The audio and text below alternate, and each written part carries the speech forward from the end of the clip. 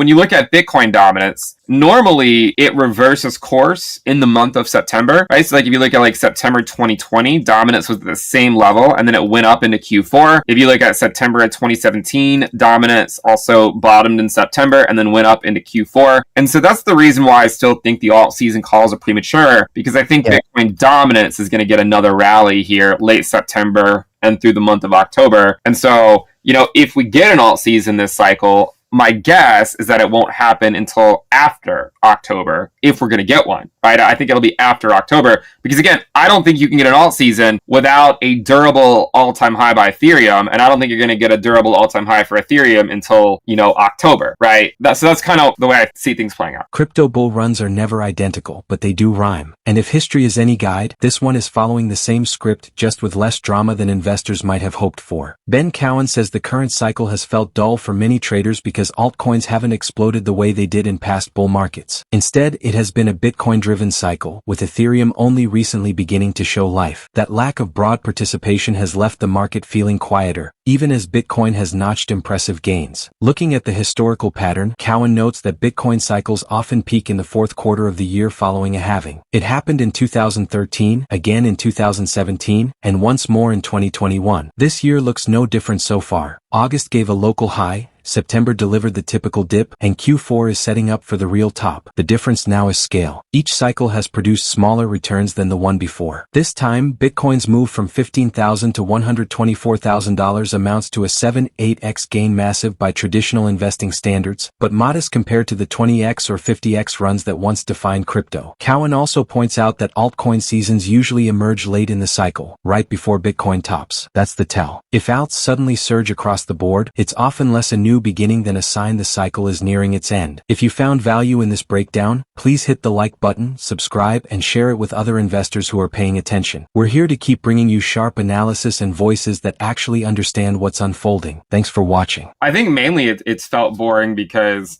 a lot of altcoins haven't really participated as much as, you know, like what people remember.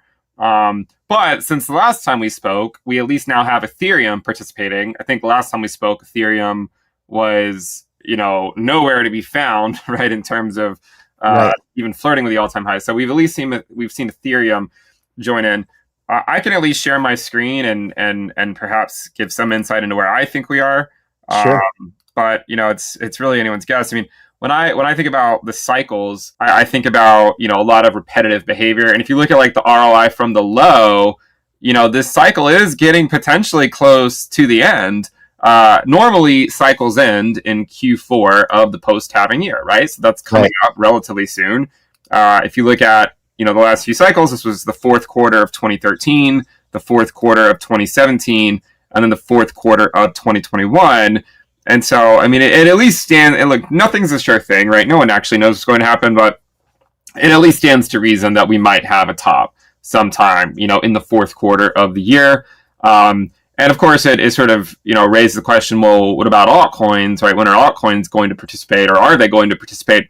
Normally, you know, when you do get an alt season, that's usually a sign that the cycle's over, right? So by the time you get that, it usually means that the Bitcoin's bull market is over.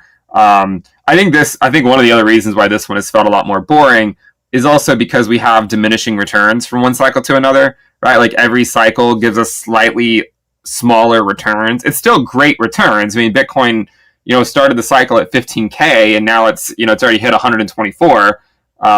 You're already talking about a 7 to 8x move from the low, which for the stock market, that would be a great return over 3 years. But I think a lot of people in crypto are, you know, they're so accustomed to chasing those higher gains. And it's been a more boring cycle because a lot of the gains, the gains to be had were just in Bitcoin. And, you know, I think that's kind of the hard part about this cycle. It's mostly been a Bitcoin maxi cycle for the most part, with a few exceptions. We've seen some altcoins do well. But yeah, that's where I think we are. I mean, and also one other thing, when you look at how cycles finish, what normally happens is you get a local top in August and then a local low in September. And then you go into the market cycle top, right? So in 2021, we set a high here, like in late August, early September. We then set the local low in late September, and then we went into the market cycle top in Q4. Same thing in 2017, right? We set a high in August, a low in September, and then the market cycle top was in Q4. Same thing in 2013, a high in August, a low in September, and then the market cycle top in Q4. And so when you look at this cycle, you actually can see that it's the same thing, right? I mean, you have a high in August, a low in September, and there's a good chance the low for September is already in.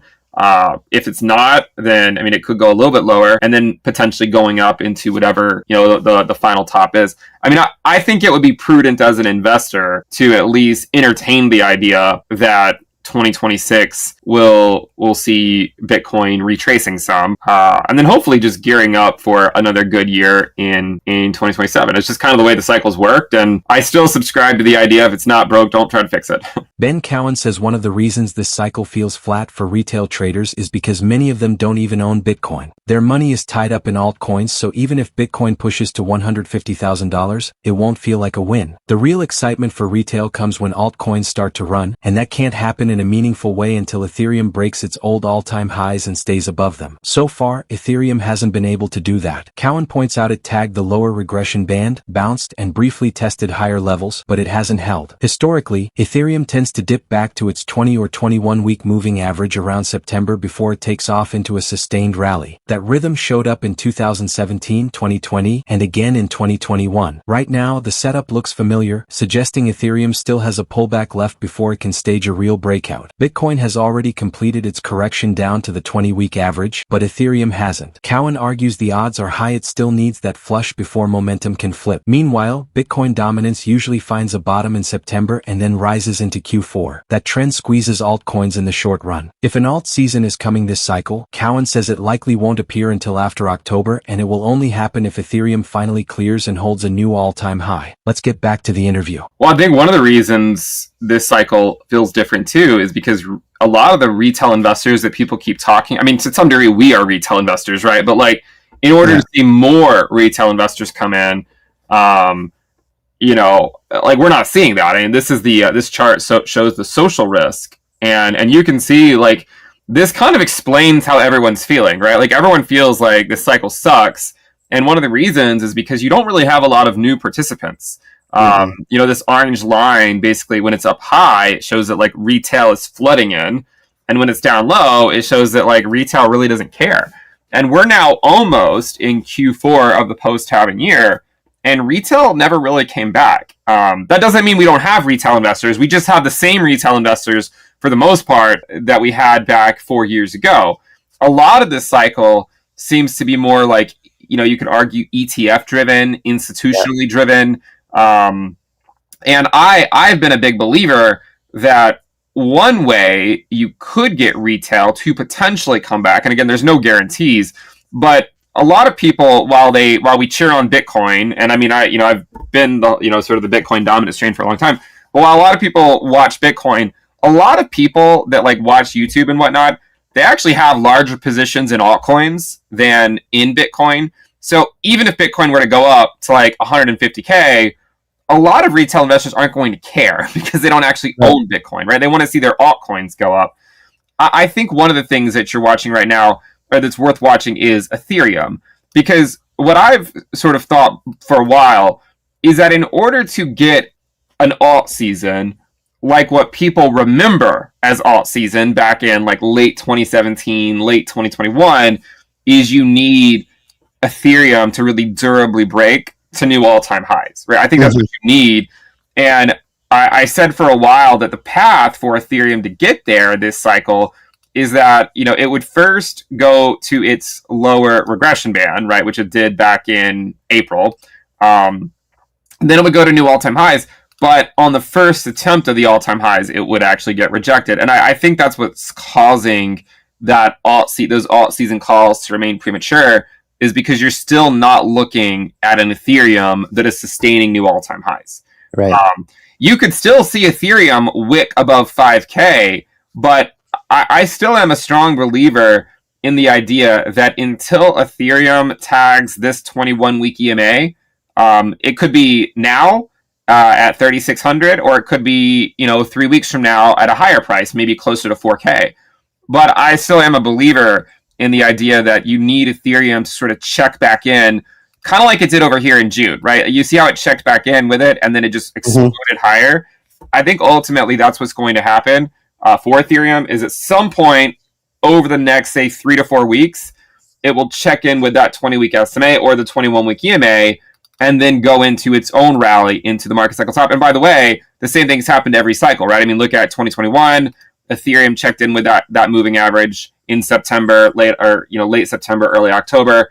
Same thing in 2017. Also the same thing in 2020 in September. So that doesn't mean that Bitcoin necessarily has to get as large of a correction. I think Bitcoin already did get a large correction. I mean, look at Bitcoin. It already dropped to its 20-week moving average, right? It already dropped down there.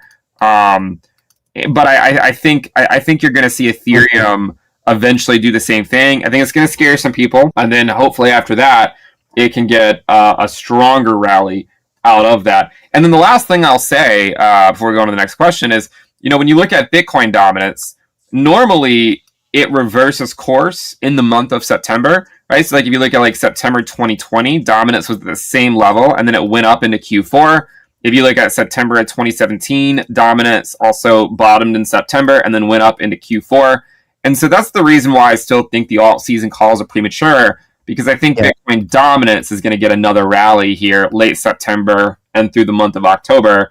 And so, if we get an alt season this cycle, my guess is that it won't happen until after October, if we're going to get one, right? I think it'll be after October, because again, I don't think you can get an alt season without a durable all-time high by Ethereum, and I don't think you're going to get a durable all-time high for Ethereum until, October, right?